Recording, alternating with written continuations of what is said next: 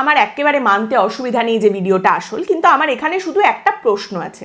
দেখুন, বিজেপি পশ্চিমবঙ্গে ভোটের আগে যে পরিমাণ টাকা ঢালছে সেটা সবার সামনে খুব পরিষ্কার।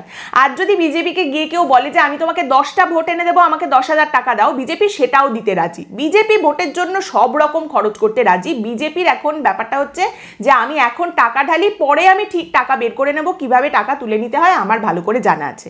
বিজেপি টাকা ঢালছে, এটা অস্বীকার করার কোনো জায়গা নেই এবং এটা আমি মানতে একদম রাজি। কিন্তু এখানে আমার প্রশ্নটা হচ্ছে যে হুমায়ুন কবির যে ধরনের স্কিম আর বাতেলার কথা বলছেন, বিজেপির মধ্যে কোন নেতা রয়েছেন যিনি এটাতে কনভিন্স হয়ে অ্যাকচুয়ালি হুমায়ুন কবিরের সঙ্গে এই ডিলটা করেছেন?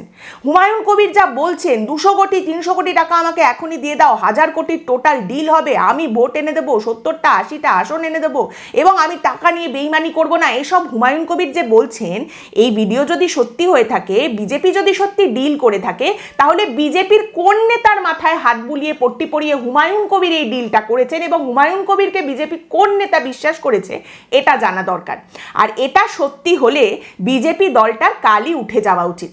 আমি বলছি না যে বিজেপির উঠে যাওয়া উচিত কারণ বিজেপি এইভাবে হিন্দুদের সঙ্গে বিশ্বাসঘাতকতা করছে, বিজেপি মুসলিম ভোট ভাগ করতে চাইছে তাই বিজেপি দলটার কালকেই উঠে যাওয়া উচিত, এসব একেবারে না।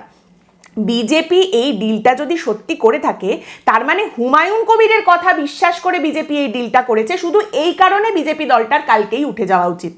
একজন মানুষ যার নিজস্ব কোনো রাজনৈতিক পুঁজি এই মুহূর্তে পড়ে নেই, যে মানুষটার কাছে এখন বাতেলা ছাড়া আর কিচ্ছু নেই, যার অলরেডি কংগ্রেস তৃণমূল বিজেপি তৃণমূল সব ঘুরে চলে আসা হয়ে গেছে, যে মানুষটার বয়স এখন 60-এর বেশি এবং তিনি যদি শতায়ু হন, অনেক দিন খুব ভালোভাবেও যদি তিনি বাঁচেন, তারপরেও আজ থেকে 10-12 বছর পরে তাকে আর রাজনীতির ময়দানে খুঁজে পাওয়া যাবে না, তার সাথে যদি এই দেশের সব থেকে বড় রাজনৈতিক দল বিজেপি 1000 কোটি টাকা ডিল করে থাকে, তাহলে অবশ্যই বিজেপির কালই উঠে যাওয়া উচিত।